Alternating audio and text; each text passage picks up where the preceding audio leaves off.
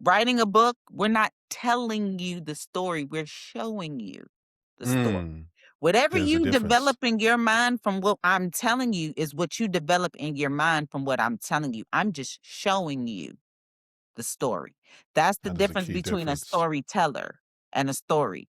Like, I'm not gonna force you to see anything. I'm going to express it in a way that you're like, "Oh, and what else happens next?" And then you flip the Mhm. page. Love So, that. it has to be inviting. Love that.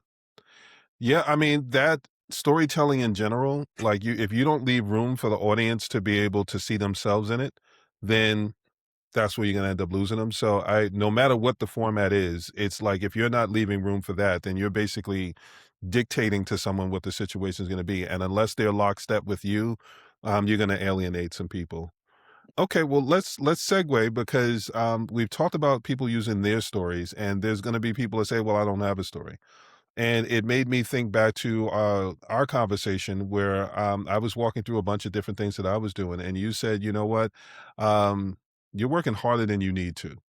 And that brought me back to you saying, you know what, if you're giving lead magnets and you're doing all of these things that you're giving away for free, free is one of the most expensive things that's out there.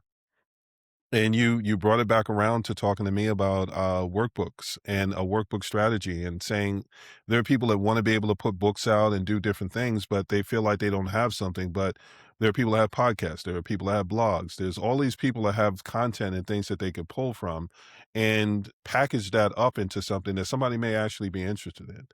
So, I'd like to be able to dig into that because I can give my version of it, where I said I was talking about the lead magnets, and your thing is, so you just giving that stuff away for free?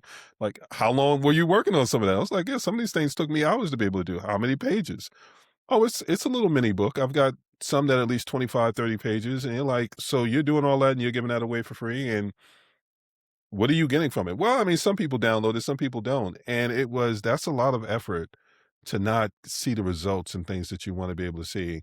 And then that's when we had the conversation about, people don't put value on things unless you put value attached to it. So Right. putting a price tag attached to it is something that actually makes somebody go, okay, well, now I'm a little more interested because if it was free, then how valuable could it be? But you know what?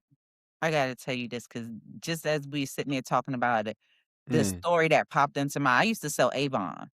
I sold okay. Avon for oh, it's my favorite. Okay. I still low key sell Avon. Well, I don't sell it, but I still have my Avon website because I still mm, use it or whatever. But they came out with a peacock perfume. okay.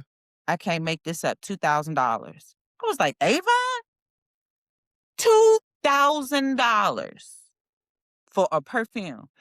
Do you know I actually had people that bought that but wouldn't buy the $19 and Yeah. $17 and Yeah. $18.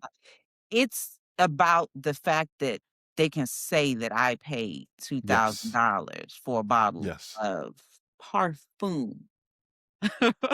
Yes. So, prestige is one thing, Mhm. but working your prestige is something else. So, it doesn't Yes. matter if you pay $2,000 for it. Do I know that you paid $2,000 for it?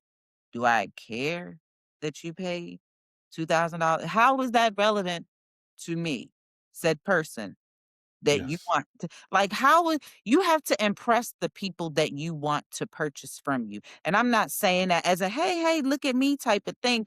It's, well, you said that you had A, B, and C that you wanted to accomplish. Let me show you how I walked through this process. Your Mhm. workbook. There's so much value and so much time that goes into a workbook, but again, remember, a storyteller shows you the story. We don't Yes. tell you the story. So the workbook shows you the process while they use whatever information they have for whatever project, business, or what they use that to complete said story. You're just guiding them through. That's all. So for people who say, "Oh, I don't have a story. I don't have a story." There is a skill of something that you know how to do that you could teach somebody else how to do. Like, are you a carpenter? Do you know how to build a window? This is what you Mm. these are the materials. A book doesn't necessarily have to be a story. A book can be it's a form of information being transferred from one person to another through That written part. communications. That part. That's a book.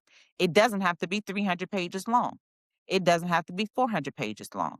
If you're teaching me how to do something, then that's a manual. It's still a form of a book. Anything that you could teach somebody else how to do that you do for a living, that you get a 9 to 5 check from, a W-2 lifestyle funds it. You could teach it to some. I don't care if it's a hobby that you learn how to do watching YouTube. You found a new way to do A, B, C, and D. Mhm. Show us. Show us.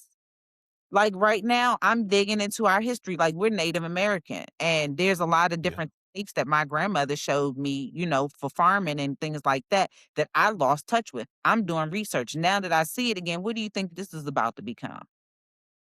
What do you think a blog is? It's not a book, but it's writing that can become a book. You can make a collection of blogs, put them together Yeah. by category, put them Yeah. together by topic. It's like a book of Yeah. poetry. Every poem may not be the same topic, so you put them together under different times in your life. This is my dark period. This is Mhm. lady who painted in blue for a whole year, and I mean everything she painted was just, but it was every shade of blue, and she didn't repeat the same shade twice. And it was just breathtaking how when you allow yourself to be creative, the things that you can come up with, and that's where marketing comes in. Nobody said Yeah. you can't do it. Nobody said you can't do it. In the age that we live in now with AI and everything else, go crazy. Have a good time. Be Yeah. responsible.